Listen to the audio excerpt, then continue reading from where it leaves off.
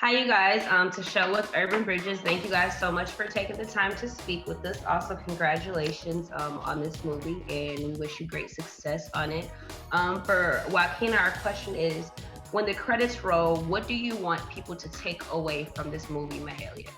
What I hope that people take away from it is faith and hope, knowing that you can have resilience in a time of adversity.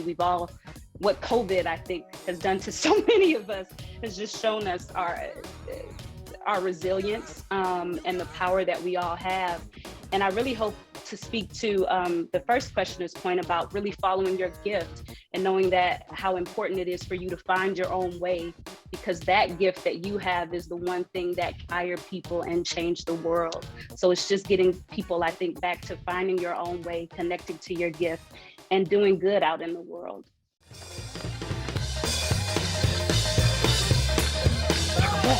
I can walk! Good God Almighty! Praise the Lord! I can walk and you did! Oh, singing! that wasn't me! He ain't walked in 20 years! You hear? No, that was God, the power of God. That ain't me. That ain't me, sir. Don't you feel him in your spirit? Woo! Come on, Mama. Mama, it's all right. You healed! I did not heal that man. No, Mama, I don't understand. It was the singing. It was the music that made the miracle. God was moving through me. Oh, and Mildred, did you feel that? Rob, you played a really large role of Martin Luther King Jr., and that is a huge role for anyone to play. Tell us what kind of preparation you had to do to get prepared for that role. I didn't feel like my weight was where it needed to be, so I had like protein shakes and tried to gain weight at the same time.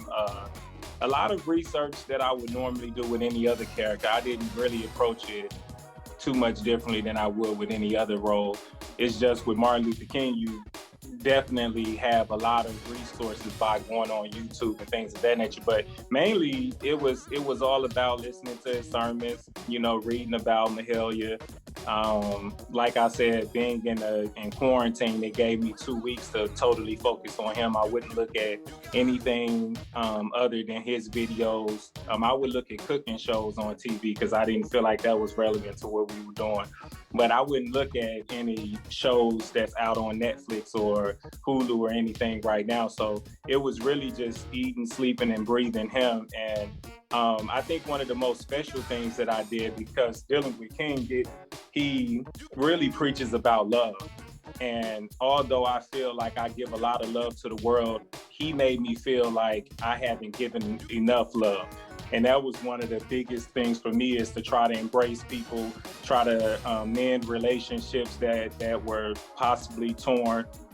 So I did call a few people during quarantine, and I told them how much I appreciate them, and basically just spreaded a lot of love and worked on a lot of things with myself, so because he talks about, the drum major instinct. And that was one of the sermons that really spoke to me more than anything else, because all of us want to be leaders to a certain degree, but we don't really know how to lead, or we don't lead with love. So that's been my whole thing. Like, I have my own performing arts company, and it made me even come back here and be like, let me focus on loving parents more, loving my students more, and not being judgmental towards anyone, So I know that's going off into something totally different, but the preparation, it wasn't hard, but you're playing someone that as soon as people see you, they're like, oh, that's King or that's not King. So like Kenny Leon said from the beginning, we're not trying to imitate these characters. Like, you're not going to be Dr. King. Like, I played a certain role in something else before, historical figure. It's like, you're not going to be that person. My job was to try to gain the spirit of Dr. Martin Luther King and try to spread that throughout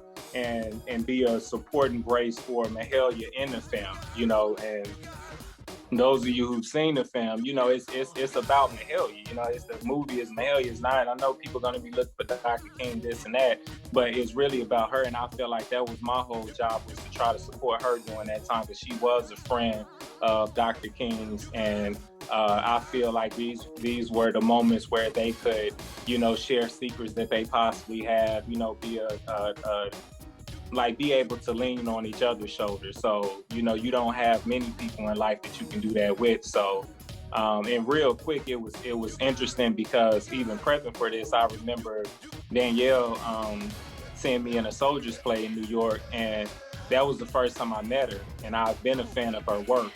And I was like, yo, it'd be dope to work with you one day. And she was like, yeah, that'd be nice. And then months later, all of a sudden we're doing Mahalia and I'm in Vancouver with her. So I feel like everything was very divine and God just had it all put together. And Jason, I hadn't met you. I was actually mad. You left the day of my last day of quarantine, and I really did want to meet him because I'm a fan of his work as well. But that's beside the point too. It is not about me and my feelings right now. Thank you so much. Please. Can I help? Can you cook? As well as I can sing. Amazing grace. Oh, now you making my ears hurt. Dinner gonna be late. Oh, this isn't like you. How you know what I'm like? You don't see me every day. I've had enough of your cooking to know this burning of the kitchen means something is wrong. Well, they want me to sing at Carnegie Hall. Oh, Mahalia Jackson stepping into the magic circle.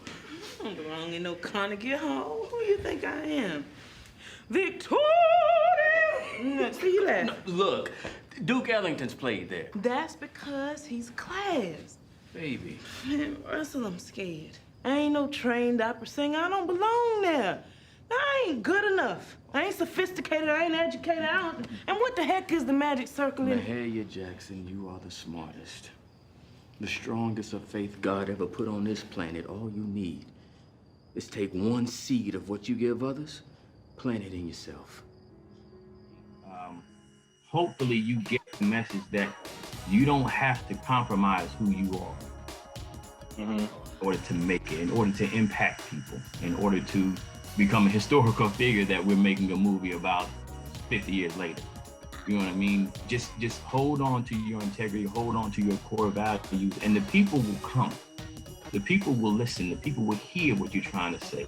The people will be impacted without you having to compromise your values with someone else's values who doesn't understand your gift, doesn't understand your core, doesn't understand your purpose in this life. So just hold on to who you are. You don't have to compromise. Thank you very much. I'm gonna move on up a little higher. I'm gonna. This song, it's from Mahalia Jackson. That's you singing. Oh, these white folks tell me how wonderful I am. Then they get mad when I buy a home in their neighborhood. Yes, I'm gonna move. Dear Lord, your gift wasn't my voice. Your gift was my purpose. Tell them about the dream. Robin Roberts presents Mahalia. Premieres April 3rd on Lifetime. This song, it's from Mahalia Jackson. That's you singing. Oh, these white folks tell me how wonderful I am. Then they get mad when I buy a home in their neighborhood. Yes, I'm gonna move. Dear Lord, your